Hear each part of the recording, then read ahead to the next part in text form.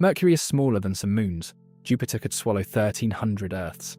Saturn's rings span a distance wider than the gap between Earth and the Moon. 8 planets, wildly different sizes, and nobody asks why.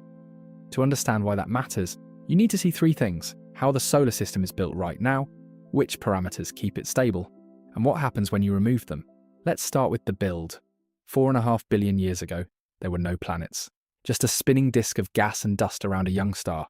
Gravity did the rest. Particles collided. Clumps formed. Clumps became boulders. Boulders became worlds. But the disk wasn't uniform.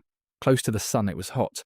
Solar wind, a constant stream of charged particles, blasted through the inner system and stripped away anything light. Hydrogen, helium, gone. Only rock and metal survived. That's why Mercury, Venus, Earth and Mars are small, dense and rocky. Farther out, the temperature dropped. Gas stayed. Dust stayed. Everything accumulated. Jupiter alone absorbed enough hydrogen to become 318 times the mass of Earth. Not because it was special, because it had more to eat. Small planets close. Giant planets far. That's not a design choice, that's thermodynamics. So what actually holds this system together? 3 things.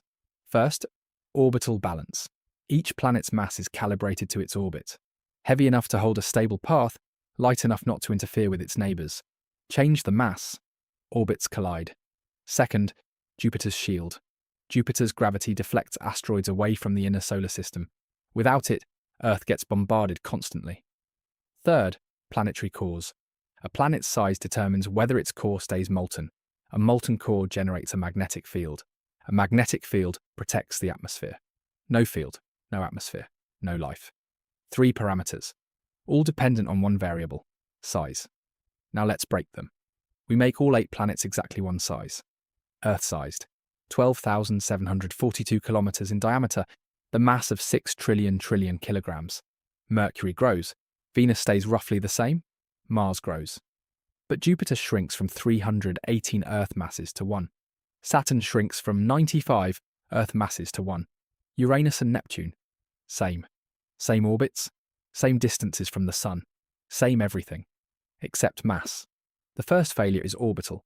Mercury and Mars are now much more massive than they should be. Their gravitational fields expand, and when 2 planets of similar mass orbit close to each other, something dangerous occurs. Orbital resonance. It works like pushing a child on a swing. Push at random intervals. Nothing happens. Push in rhythm. Every time the swing comes back, the arc gets bigger and bigger until it breaks.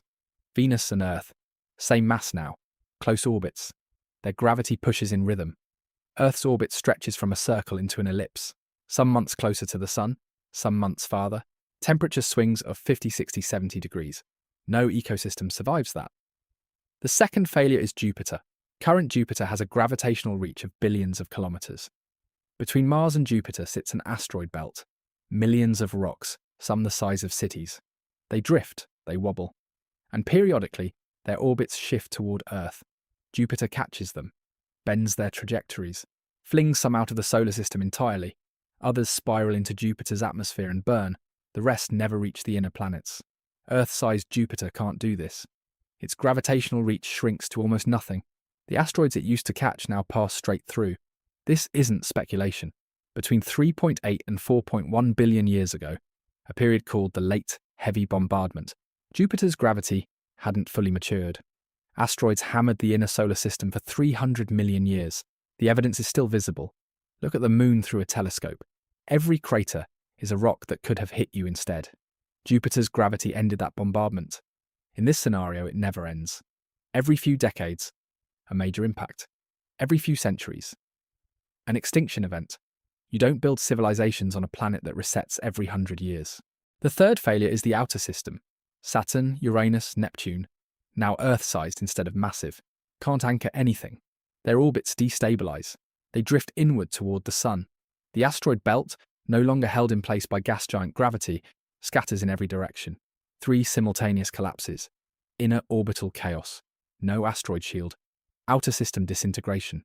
The solar system doesn't slowly degrade. It unravels. So across 8 Earth-sized planets, does anything survive? Mercury, too close to the Sun. More mass doesn't fix proximity. A bigger rock still gets cooked. Venus, already 900 degrees with crushing atmospheric pressure. Earth-sized Venus is still a furnace. Earth, caught between orbital resonance with Venus and constant asteroid bombardment from a crippled Jupiter. A war zone, uninhabitable. Mars. This is the one exception.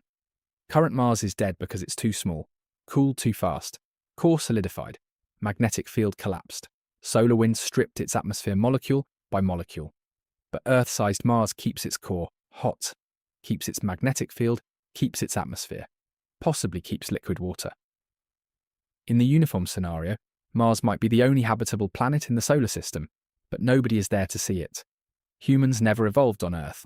You don't exist. Here's what the experiment reveals.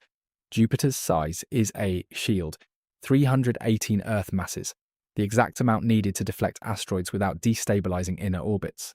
Saturn's size is a partner, 95 Earth masses working in concert with Jupiter to keep the outer solar system stable and the asteroid belt contained.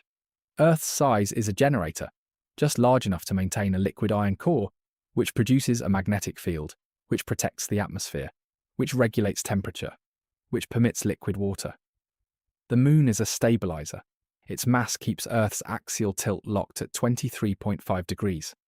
Without it, the tilt wanders, sometimes 0, sometimes 90. Seasons randomize. Ice ages cycle without pattern. Mars is the proof. Too small. Lost its core. Lost its field. Lost its atmosphere. Dead. Every object is sized to solve a specific problem, and every solution depends on every other solution working at the same time. The solar system is not 8 objects orbiting a star. It's a machine. One interconnected machine where every component's size determines whether the machine runs or breaks. Planetary diversity isn't a curiosity. It's the reason you exist. If you could fix one thing in the uniform scenario to make Earth habitable again, would you restore Jupiter's mass, enlarge the Moon, or move Earth's orbit? Drop your answer in the comments.